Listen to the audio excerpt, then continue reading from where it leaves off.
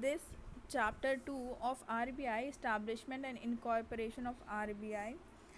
So they shall be constituted for the purpose of taking over the management of currency from the central government and of carrying on the business of banking and accordance with the provision of this act. So why this RBI was established? The main purpose to establishing a RBI की जो है it's giving over the management of currency system, currency issuing system basically.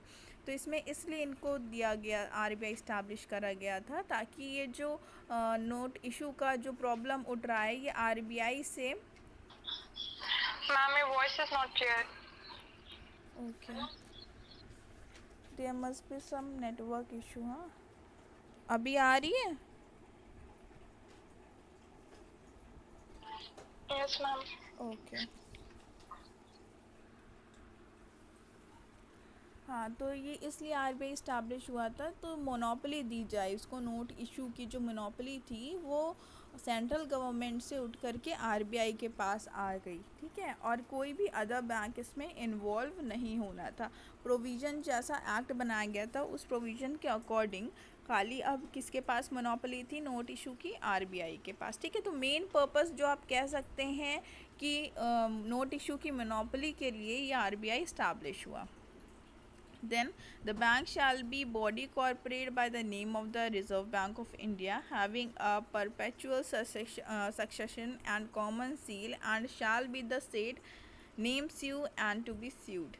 ठीक है, तो ये एक corporate body है. सबसे बड़ी बात कि ये जो बैंक RBI ये जो इस्टेब्लिश हुआ तो इसको हम कॉरपोरेट बॉडी कहेंगे बिकॉज इसके पीछे जैसे एक कंपनी के हम लोग डेफिनेशन पढ़ते हैं तो it is an artificial person which is created by law and having a perpetual succession and common seal behind it. It is what the company means. ठीक है, कंपनी इसी को कहते हैं. तो इसी तरीके से ये कॉरपोरेट बॉडी है. क्यों? क्योंकि इसके पीछे भी एक परपेचुअल सक्सेशन होता है, कोई इंसान इसको मैनेज कर रहा होता है, एक कॉमन सील होती है मींस एक कॉमन पर्पस होता है और एक आइडेंटिटी, उसकी एक अलग आइडेंटिटी होती है. ठीक है, जिसके नाम को आप स्यू भी कर सकते हैं और वो आपको भी स्यू कर सकता है. ठीक है, तो it is an artificial person also. तो ये तो बात हो गई इस्टेब्लिशमेंट और इनकॉर्पोरेशन की RBI की. Then the capital. अब ये कैपिटल क्या होता है? कितने कैपिटल से स्टार्ट हुई थी, कितनी पूंजी लगी थी ये RBI इस्टेब्लिश करने के लिए, फिर इसके क्या ऑफिसेस थे, ब्रांचेस, एजेंसीज. ठीक है, तो ये जानेंगे. तो first of all the 5 crore rupees. ठीक है, the capital of bank shall be 5 crore of rupees. तो बैंक इस्टेब्लिश करने के लिए कितना चाहिए? इन्होंने क्या यहाँ पे बताया है RBI चैप्टर 2 में, कोई भी बैंक अगर आप इस्टेब्लिश कर रहे हैं तो उसके लिए आपको 5 करोड़ रुपीज़ चाहिए as an capital. Then offices, branches and agencies, ये 3 फॉर्म में आप इसको अपना एक्सपैंड कर सकते हैं बिजनेस में. ठीक है, ऑफिसेस खोल सकते हैं, उसकी ब्रांचेस खोल सकते हैं, एजेंसीज खोल सकते हैं. Then the bank shall, as soon as may be, establishes offices in Bombay, Calcutta, Delhi, Madras, and may be established branches or agencies in any other place in India or with the previous sanction of the central government elsewhere.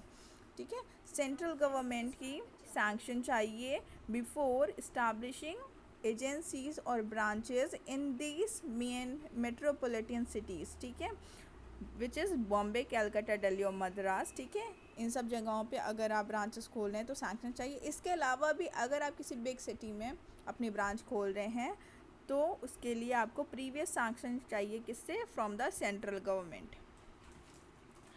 Then the management. The central government may from time to time give such directions to the bank as it may, after consultation with the governor of the bank, consider necessary in public interest.